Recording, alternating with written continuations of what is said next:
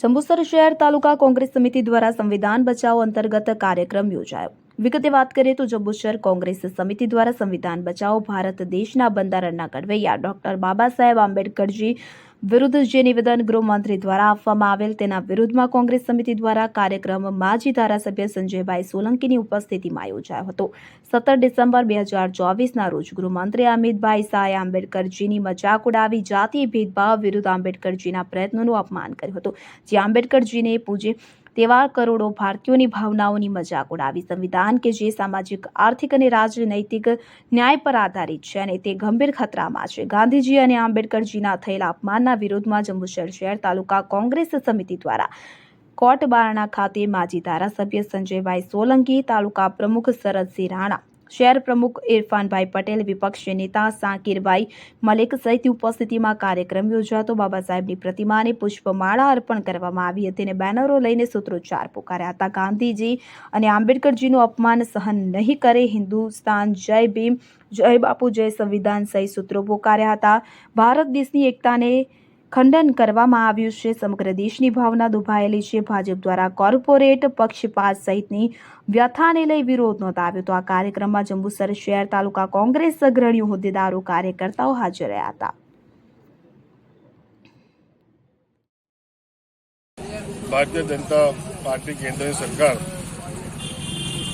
ગુજરાતના ગૃહમંત્રી અમિત શાહે જે સમાજના બાબા સાહેબ આંબેડકર, મહાત્મા ગાંધીજીની વિરોધમાં ટિપ્પણી કરી છે, દેશના કરોડો લોકોનું અપમાન કર્યું છે। સાથે સાથે આ દેશની લોકશાહી પણ ખતરામાં છે। આજે જે રીતે નિવેદનો કરી રહ્યા છે, ભારતીય જનતા પાર્ટી ખૂબ આજે નશામાં છે, કોઈ સત્તામાંથી કરવાની નથી એવી રીતે ચાલી રહી છે।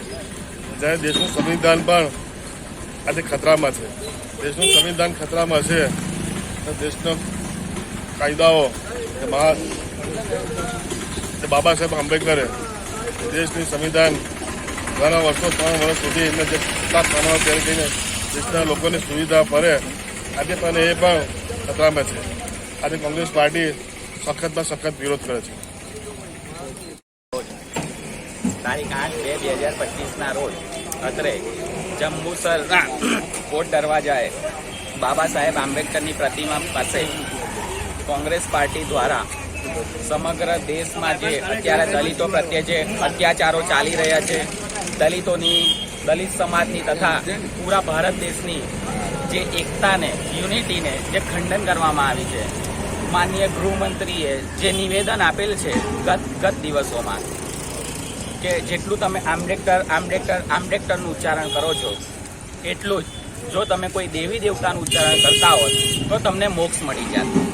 તો મારું તે વિશે એટલું જ કહેવું છે કે સમગ્ર દેશમાં ડૉક્ટર ભીમરાવ આંબેડકરે જેઓ સ્ત્રીઓના પ્રણેતા છે, હિન્દુ કોડ બિલ જેવી આપી છે, RBI reserve bank of India જેના પ્રણેતા ડૉક્ટર ભીમરાવ આંબેડકર જ છે, સંવિધાનિક રીતે એટલે સંવિધાનના ધ ફાધર ઓફ ઇન્ડિયા જેને ડૉક્ટર બાબા સાહેબ આંબેડકર જેઓ આટલી મોટી નામના છે, જેમની જેઓએ આ દેશનો ઉદ્ધાર કર્યો છે, તેમનું જ અપમાન કરી અને તેઓએ ખૂબ જ ભાવનાઓને ડૂબાવેલી છે સમગ્ર દેશની।